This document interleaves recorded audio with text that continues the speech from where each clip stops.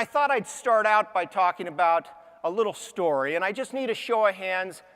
Would anyone, you just raise your hand if you remember where you were on September 11th, 2001.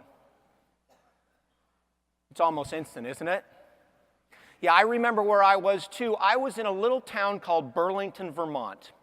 At the time, I was CEO and president of a large management training company, and on September 10th, I'd given a speech to a group of CEOs in the investment banking world up on Lake Placid, New York.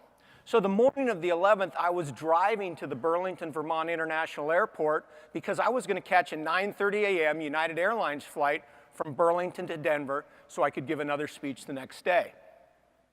I was also an F-16 pilot with the 144th Fighter Wing of the California Air National Guard based in Fresno, California. And in my spare time, believe it or not, I was a United Airlines pilot. So when I got onto that airplane, I poked my head in the cockpit as I traditionally did. I said, "Good morning, Captain. Anthony Burke, first officer out of San Francisco, California. Sitting back in seat 2A, just wanted to say hello." Captain looked back over his shoulders and said, "Hey, welcome aboard, AB. Great to have you. Sit back, relax, make yourself comfortable. Thanks for checking in." I said, "Thank you, sir. Sir, as I was driving in, I heard this strange thing on the radio about some guy that flew his airplane into the side of the World Trade Center. Did you hear anything about that?" He said, "Yeah, that's funny, AB. I heard that same thing." Man, I hope that guy didn't hurt himself. That was it. I went back and sat in my seat. I started reading the newspaper, and about 5 minutes later, the first flight attendant came up to me and said, "First Officer Burke, the captain would like to see you in the cockpit." I walked up into that cockpit, and as you all know, this is a very small space. It was me, the captain, the first officer, and the first flight attendant.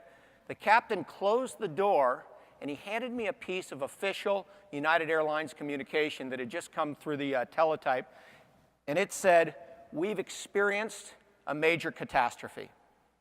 We've activated the Emergency Operations Center. Stand by for further words." All of us looked at each other in complete awe, still having no possible idea what was going on. 5 minutes later, we had a ground stop, meaning all flights were canceled. I got out of that airplane. I walked out in the terminal, and I saw on the television monitors what every one of you saw. And my first reaction was probably exactly the same as every one of yours. My gosh, what can I do to help? I immediately picked up my cell phone. I called my squadron commander back in California. I said, "Hey, sir, AB, stuck out here in Burlington, Vermont. Just wondering if I could help." He said, "AB, I don't think you're coming home anytime soon, so I don't know how you're going to help us. But come to think of it, there is an F-16 squadron right on the other side of that field in Burlington. Why don't you call up their squadron commander, see if you can help him?" I hung up with him. I immediately called the squadron commander of the 134th Fighter Squadron in Burlington, Vermont, part of the Vermont Air National Guard. I said, "Hi, sir, Major Anthony Burke, F-16 pilot with the 144th Fighter Wing out of Fresno, California. Sir, I'm stuck here in Burlington, Vermont, just wondering if I could help." Long silence on the other end of the line. "You're an F-16 pilot?" "Yes, sir." "Do you fly the Block 25? The exact variant of the F-16 we flew in California?" "Yes, sir." "Dude, what size boots do you wear?" He said, "I've just been tasked to fly a CAP, Combat Air Patrol, 24/7 over New York City. I need 12 pilots to do the job, but I've only got 11 here right now. I can't do it without you. Get over here as quick as you can." I jumped in a taxi, went around the field. 15 minutes later, I pulled onto base. I was immediately greeted by a life support crew who gave me new boots, new flight suit, harness, helmet, everything I needed. I was escorted into the squadron where I met the other 11 pilots. We got an intelligence briefing. I then sat down with a brand new wingman. We did our own briefing. And then just a few hours later, I found myself taking off in a jet that I'd never flown, in airspace that I'd never seen, with a wingman who I'd never met, and yet I felt like I'd been doing it for the 100th time. And that is the power of the training and standardization that we have created in the United States Air Force, and that I know you're striving for to a large degree at Papa John's, to create the perfect pizza around the world. And a lot of people have asked me, you know, AB, what was the most impactful time there? And you know, first of all, I tell them, I don't know what it's like in a Papa John's. I assume it's somewhat like the Air Force. When you're brand new in any Air Force squadron, even in stressful times, the new guy usually doesn't get the best deal. And this was no exception, because what they said to me was, hey, AB, great to have you. Thanks so much for helping us out. Here's what we'd like you to do. Why don't you go home and get a little rest? We've got a hotel room all set up for you. And if you would come back at midnight, we would like you to work the midnight until noon shift. And the way that's going to work is you're going to come in at midnight, you're going to hang your gear on a fully loaded jet, and you'll be on alert from midnight until 5 a.m. An alert is a lot like being a fireman, so your gear is ready to go. If the horn blows, you need to scramble. That means you need to put on your gear, jump in the jet, start engines, and get airborne in 5 minutes or less and intercept whatever the threat is. So I was on alert from midnight until 5 a.m., and at 5 a.m. my wingman and I would brief up. We'd take off at 5:30.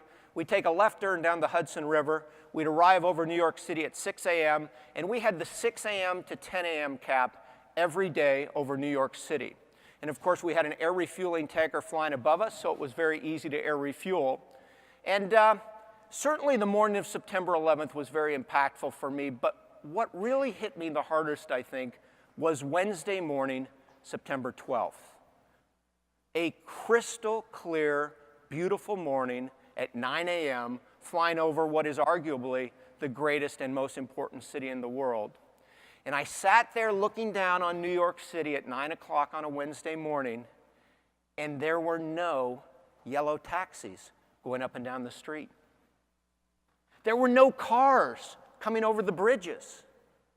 There were no airplanes flying in the skies. All of those were parked on the jetways and taxiways of New York's JFK, LaGuardia, and Newark Airport. There were no boats going up and down the Hudson River. All there was a big smoking hole over the south end of Manhattan and a gray pallor all the way into New Jersey. And I looked down on that situation and I said to myself, my gosh, we have definitely lost the battle. But we are definitely going to win this war.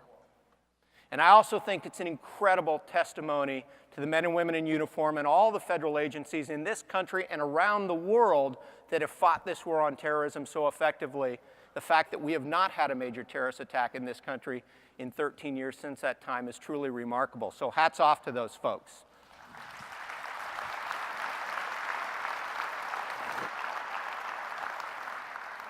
But I got to tell you, as franchisees, as owners and operators in this room, I think there was something similar going on in my mind at that time and what probably goes on in your mind every single day or every single week running your business. And that was, I felt like every single day I came into the squadron, whether it was the week after 9/11 in New York or the 9 months back in California when I got back in to my home squadron and I was flying Homeland Defense missions every single day, really 7 days a week over San Francisco, over LA, over nuclear power plants, over all kinds of high interest targets.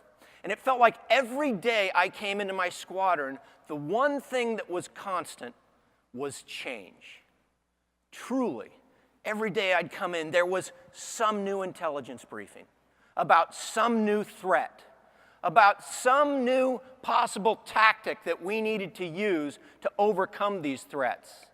And there was always some new ROE, or rules of engagement, that I didn't always necessarily like or agree with, but I needed to embrace if I was going to get on board with the rest of the Air Force and we were going to fly in formation. And folks, I got to tell you, a lot of those ROE had to do with how I was going to shoot down a U.S. carrier like United Airlines over the skies of my own country with U.S. citizens in it. It wasn't all fun stuff. So I needed to figure out, how could I bring sanity to what otherwise felt like an insane world? And that's really what I want to talk about today. I want to talk about this idea of leading and executing at Mach 2.